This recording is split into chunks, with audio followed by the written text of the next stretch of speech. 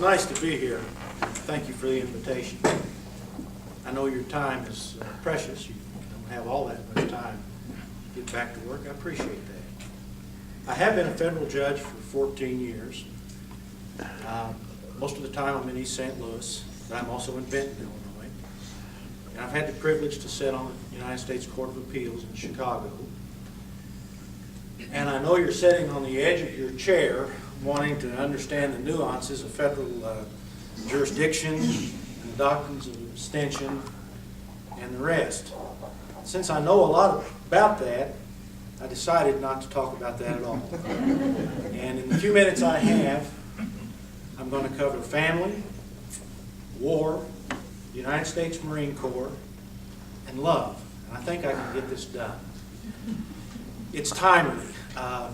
Our son-in-law is now on his fourth tour. He's in Afghanistan. He's been there about a week, and he's a career Marine. He's a gunnery sergeant. We're worried about him. 4 times is a lot of times to deploy.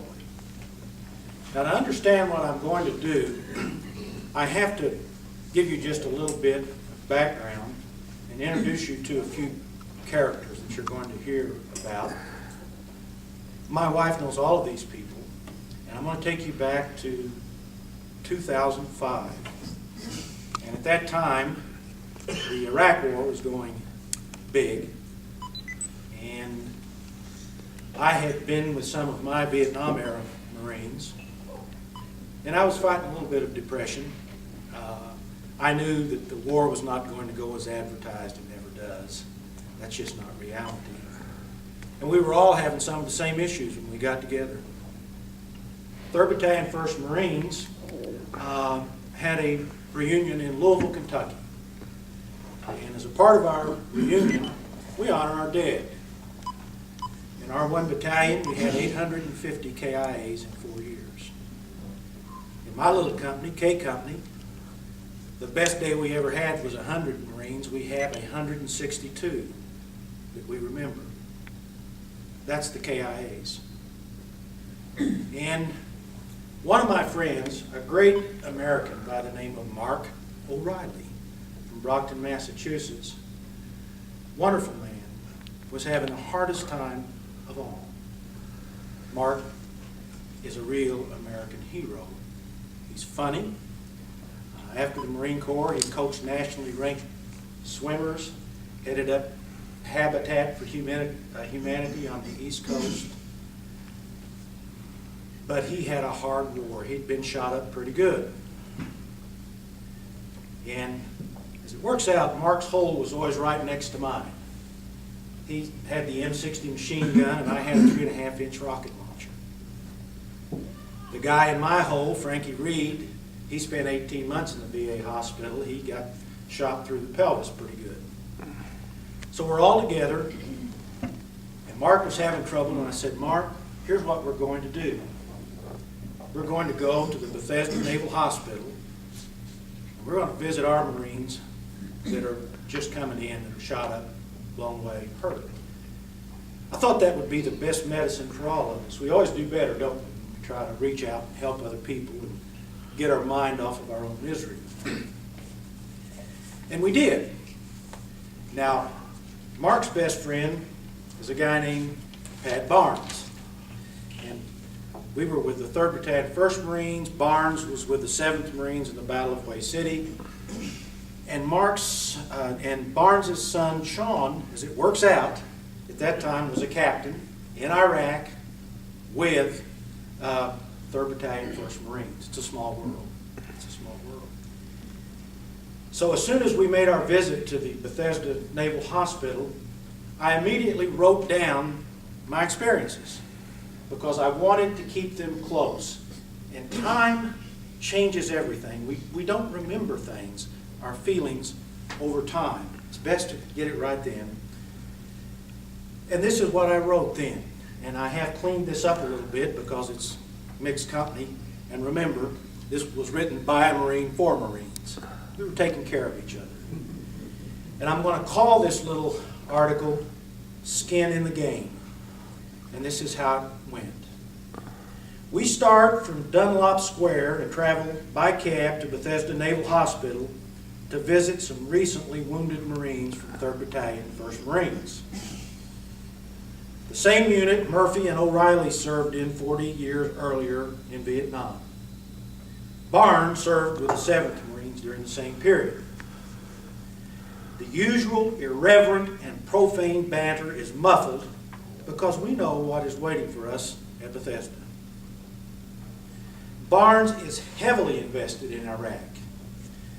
His son Sean is a Marine captain with 2 tours in Iraq behind him, and no one has heard from Sean for over a month since he deployed for this, his 3rd tour. Barnes doesn't say what is obvious, but he's unsettled to the point of outright fear.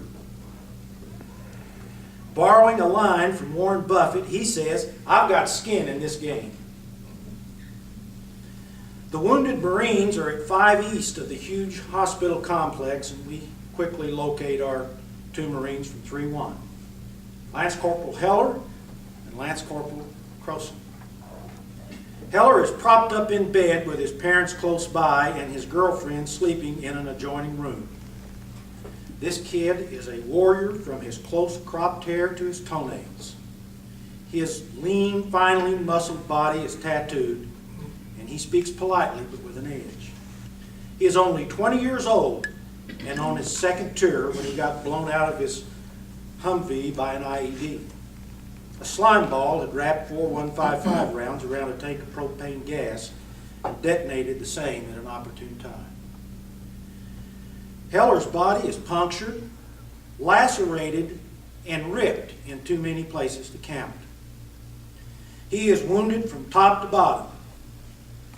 He says he's healing fine, but he can't feel his right leg. He laughs and tells us that he's about to wear out the manual morphine dispenser that mitigates what is surely extreme pain. Heller shows us the medallion our Vietnam company commander, John Regal, had given to the men in his company before they deployed to Iraq. Regal, a retired lieutenant colonel, keeps the Corps very close. Heller says he hopes his leg comes back because he wants to make a career in the Corps. He prefers his next tour to be in Afghanistan, as in his words, he is shit full of Iraqis. But he will go where the Corps sends him without complaint or drama. Lance Corporal Croson is down the hall from Heller. He's on his right side, nauseated and in pain. I notice his large, leathery feet. They are markedly calloused and could belong to a shoeless peasant from the Third World. They evidence 2 hard tours in Iraq and countless hours of grunting along in the hot desert, loaded down like a mule. I can't get a fix on all his injuries, but his arm is going to take some serious rehab work.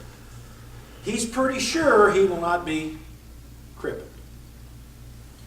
Croson's father, Barry, is standing at the foot of his son's bed. I politely ask if he needs some financial help, and his quick and sincere response jars the hell out of me. "No, I've got some vacation time on the books." The families of stockbrokers take in millions for forfeiting their claims against the airline industry when the tires go down.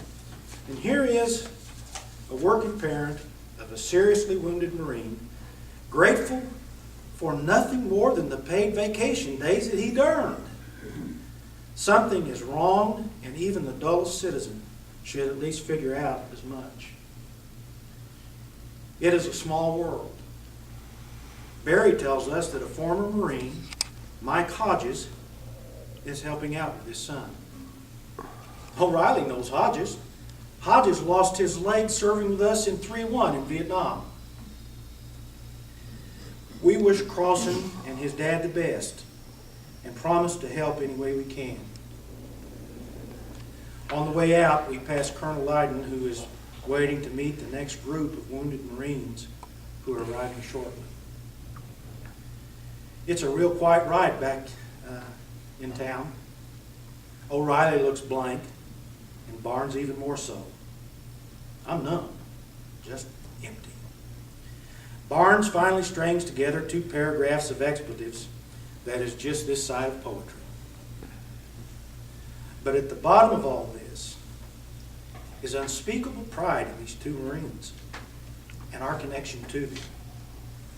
We don't run into their kind every day as we elbow our way through this life.